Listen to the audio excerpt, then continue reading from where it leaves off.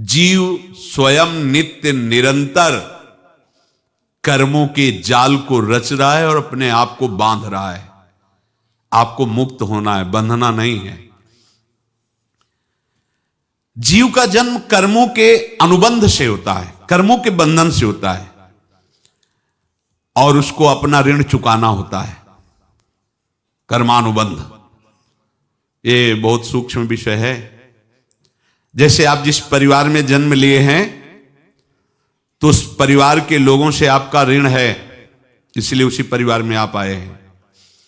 और ऋणानुबंध उसको बिना चुकाए या बिना वसूल किए आप वहां से जाएंगे नहीं।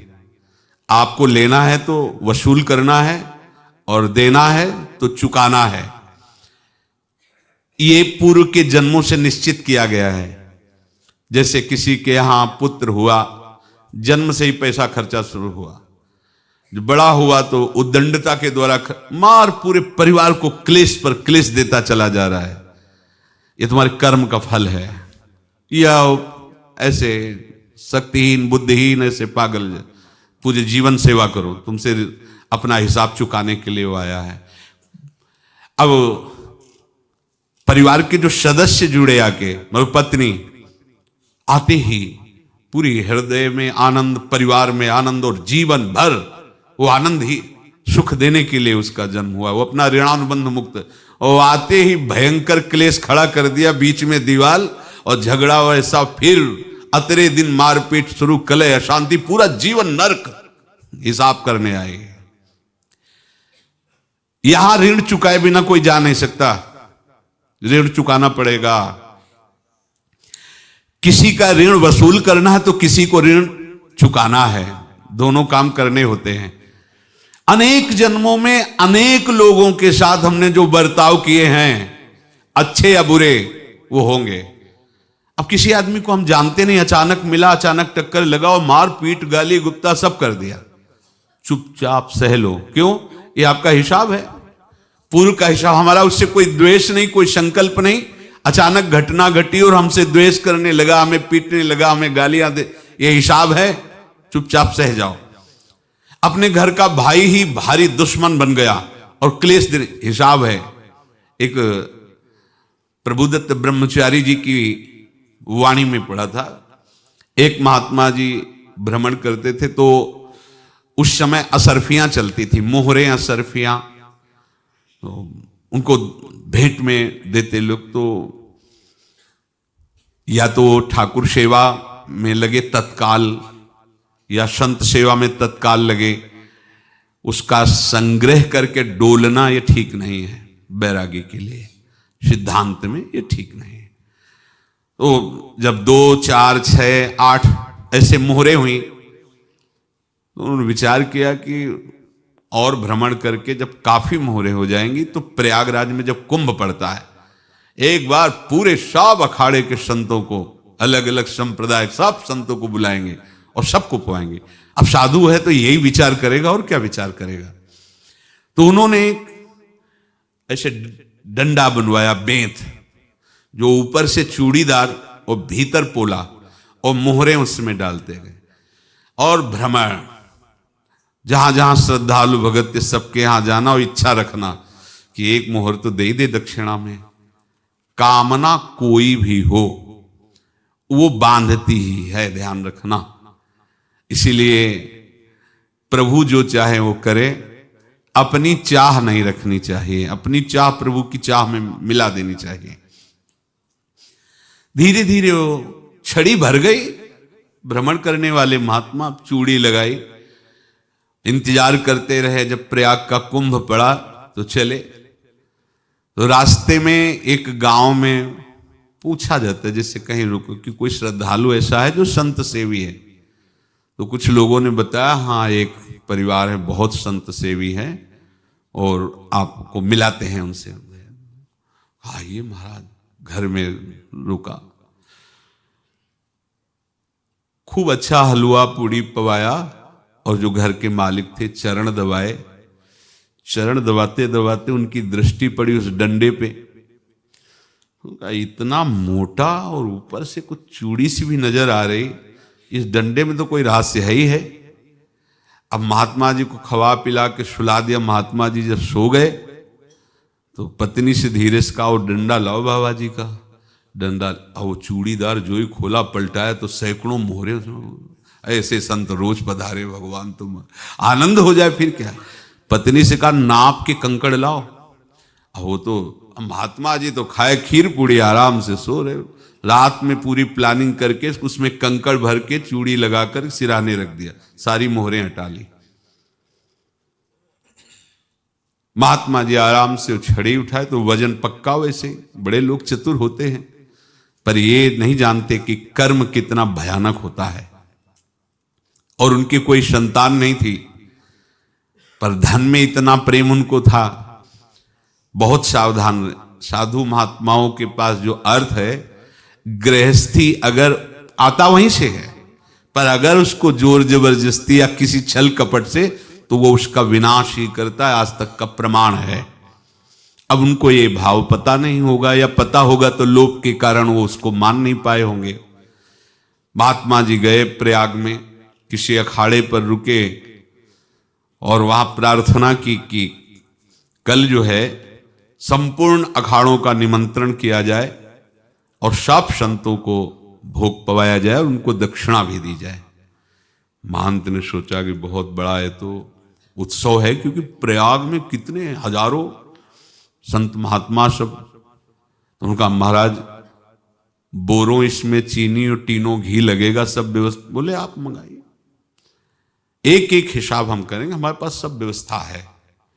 बोले कुछ तो पहले दे दो, इकट्ठे देंगे हम। उनको था कि अगर हम छड़ी खोला और दो चार मोहरे दी, किसी को पता लग गया तो गड़बड़ हो सकती। बोले हम भंडारे के समय आखिरी में सब कुछ आपको दे देंगे। ठीक है। वो अपने पास से पैसे लगाकर खूब जितना सामग्री सब लाए, लाखों की, और सब संतों को निमंत्रण कर दिया। संत जन निमंत्रित हो गए, भंडारा बन रहा है। तब वहां के महंत है और उनका देखो भंडारा भी बन रहा है, संतों को निमंत्रण। अब आप अर्थ की व्यवस्था कीजिए, क्योंकि इतनी बड़ी हमारी सामर्थ्य नहीं थी जितना हमने किसी तरह हमने व्यवस्था की। अब मुझे अर्थ चाहिए, तभी आगे की व्यवस्था बढ़ेगी। संतों को दक्षिणा देंगे और जिनसे अर्थ लिया उनको दे। देखो रसोई बन गई है सब। उनका छत में विश्वास नहीं तो ये अभी चूड़ी खोली। उनको तो था ना कि मोहरे हैं, कंकड़। तो अब जैसे कितना उनको सदमा लगा होगा। हजारों संतों का निमंत्रण, रसोई बन, मतलब संत हो के छल कपट। तो उनका महाराज आपने तो हमारा नाश कर दिया, जो महंत थे। अब बताओ रसोई बन गई, संत निमंत्रित हो गए और आप ये कंकड़ दिखा रहे हैं हमको। आपने तो हमें बर्बाद कर दिया, हमारी इतनी सामर्थ्य नहीं थी, आप पहले बता देते। संत होकर ऐसा छल कपट। अब वो बोले तो क्या बोले, क्योंकि उनको पता था कि मोहरे हैं इसमें। अंदर से उनका चिंतन गया उसी सेठ के पास, अच्छा ऐसा धोखा हमारे साथ किया, भोगोगे तुम। ये जो निकलता है ना भोगोगे, ये अकाट्य होता है। क्योंकि किसी का भी हृदय, मान लो किसी भी जीव जंतु को आप कष्ट दें और उसका हृदय आह भर जाए, तो वो आह वज्र की लेख है, तुम्हें भोगना पड़ेगा। वो देखो भीष्म जी को भोगना पड़ रहा है ना। सांप को ऐसे धनुष की नोक से उठाया और बंबूल के कांटों के ऊपर फेंक दिया, कई दिन तक छेदा हुआ, वो आह भर करके मरा। तो आपको 6 महीने बाणों की सैया पर आह किसी की ना लेना जिंदगी में। कोई ऐसा कोई आह भर करके कह दिया तुम समर्थ हो, हम तो कुछ कर नहीं सकते, और अंदर से दुख, फिर तुम्हारी सामर्थ्य काम नहीं करेगी, मिट्टी में मिला देगी। फिर ये तो संत थे और भगवत आराधना के लिए, संत आराधना के लिए ही ऐसा किए हुए थे। अब इनका कैसे मुंह दिखाएं, अब क्या करें। सुबह संत जन आएंगे, सबके बीच में हमारी कि देखो इन्होंने, अब क्या करें। गए और संगम में जाके छलांग लगाई, अपने प्राण त्याग दिए। अब उनके तो पास मोहरे थी और व्यापार बढ़ा, और 9-10 महीने बाद ही लड़का हुआ। अब तो उनको कि संत फलीभूत हो गया। देखो व्यापार चल रहा, लड़का नहीं होता था, लड़का भी हो गया, बड़ा आनंद छा रहा है। जब से वो प्रकट हुए और धन की वृद्धि शुरू हो गई, पढ़ाई लिखाई में उनके खर्चा हुआ सब, बस बीमारी शुरू हो गई उनके शरीर में, अब उसमें पैसा जाना शुरू हुआ। इतने आसक्त वो दोनों हो गए कि कुछ भी हो, व्यापार ठप, संपत्ति बेचना शुरू। तो उन्होंने कहा कि बेटा मैं क्या कर सकता हूं तुम्हारे लिए?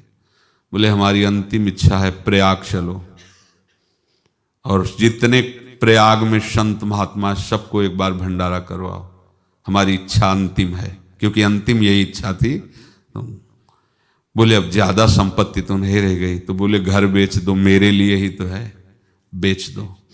मुझे लगता मैं बचूंगा नहीं, पर मेरी अंतिम इच्छा पूर्ण कर दो। घर बेच दिया, जेवर बेच दी, वहां गए। जब संत सेवा की तो बोले मुझे संगम तक ले चलो। संगम तक ले गए और बोले समझे तुम चुराए थे और हमने उसको छीना है, कुछ नहीं रह गया तेरे पास कुछ, अब केवल ममता और आसक्ति में जलकर मर और नरक प्राप्त कर। मैं वही महात्मा हूं जिसकी तूने मोहरे ली थी, शरीर छोड़ दिया। महात्मा को जन्म लेना पड़ा और इनको दुर्गति भोगनी पड़ी। ऋणानुबंध होश में, ऐसा नहीं कि आप जो कर रहे हैं कोई देख नहीं रहा, कोई हिसाब किताब नहीं, जो कर रहे हैं अवश्य में भोक्तव्यम, बहुत सावधान।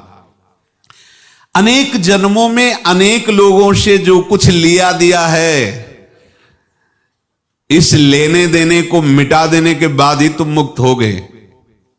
इसीलिए एक उपाय है, लेना न देना मगन रहना। क्या?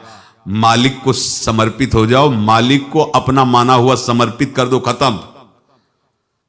अहम त्वाम स्वरूपापेभ्यो मोक्षयिष्यामि, सब खत्म, आगे पीछे लेना देना सब खत्म। एकादश स्कंद में भगवान श्री कृष्णचंद्र जी ने कहा जो मेरे चरणों का आश्रय लेकर भक्त मेरा भक्ति करता है, उसके पितृ ऋण, मातृ ऋण, देव ऋण, ऋषि ऋण, सब ऋणों से मैं मुक्त कर देता हूं। बस यही एक उपाय है जो इसके बंद करने का उपाय भक्तों के लिए है, वो यही है, भगवान की शरण में होकर अपना माना हुआ पूरा भगवान के अर्पित कर दो। अर्पित करने का तात्पर्य उसमें अहम हटा दो। तो दियम वस्तु गोविंदम तुभ्यमेव समर्पये। जिनसे तुमने सेवा करवाई है उनकी सेवा करनी पड़ेगी, जिनसे तुमने जो कुछ लिया है उनको देना पड़ेगा। ये लेने देने का व्यापार जब तक समाप्त नहीं होगा तब तक तुम्हारा जन्म मरण चलता रहेगा। अब आपको यहां समझना है, यदि आपसे किसी ने पैसे लिए बेईमानी करके नहीं दे रहा है तो आप उसको गाली मत दीजिए, आपने बेईमानी की थी इसलिए आपकी बेईमानी हुई है, ले गया, कोई बात नहीं है, बंधन से मुक्त हुए, जो बोझा था चला गया। उसको ऐसा ना देखे कि ये बेईमान हमारे रुपए मार लिए, अब जो कुछ होगा देखेंगे। अगर आप आगे नया कुछ करते हैं तो फिर आगे का हिसाब आपको भोगना पड़ेगा, ध्यान रखना। ऐसा नहीं है कि आपको भोगना नहीं पड़ेगा। एक ही उपाय है कि अब जो शरीर धारण किए इसी में जो भोग ले, आगे ना होना चाहिए। तो क्या करे? सर्वतो भावेन भगवान की शरण ले ले। ये तो सर्वाणि कर्माणि मयि सन्न्यस्य मत्पराहा अनन्ये नैव योगेन माम ध्यायन्तु उपासते तेषामहं समुद्धर्ता मृत्यु संसार से। ये बड़ा कठिन है पार होना, कोई छोटी मोटी बात है। एक महात्मा बाल्यावस्था से भजन करते थे, शालिग्राम भगवान पास रखते थे और उन्हीं की आराधना करके बस पाठ, नाम, जप और भ्रमण करते थे। यौवन अवस्था थी, गंगा जी के किनारे अपने ठाकुर को विराजमान करके स्नान करने के लिए कपड़ा ही उतार रहे थे कि 90 लोग आ गए, भाला तलवार सब ले, मारो मारो इसको मारो, घेर लिया। तो उन्होंने हाथ जोड़कर कहा हमने क्या अपराध किया? कोई सुन ही नहीं रहा। तो उन्होंने कहा मार तो डालोगे ही आप 90 लोग, हम कोई अस्त्र शस्त्र तो लिए नहीं, एक बार हमें गंगा में डुबकी लगा देने दो और अपने ठाकुर को स्नान करा देने दो, फिर इसके बाद आप मार देना। भगवत इच्छा से वो लोग रुक गए, स्नान किया और अंदर से प्रार्थना की, प्रभु ये क्या लीला है आपकी, आपके सिवा मेरा कोई है नहीं और ये मुझे मारना चाहते हैं। तो भगवान ने जानते हो क्या कहा उनके अंतर में? तुम मेरे में ध्यानस्थ हो करके शरीर को छोड़ो, ये लोग मारेंगे। ये मेरे भजन का फल है कि तुम्हें 90 जन्म नहीं लेना पड़ेगा। एक ही जन्म में 90 मिलके, तुमने 90 हिंसा की थी पूर्व में, तो तुम्हें 90 बार जन्म लेना होता और एक एक करके मारते। ये मेरे भजन का प्रताप है कि एक बार में ही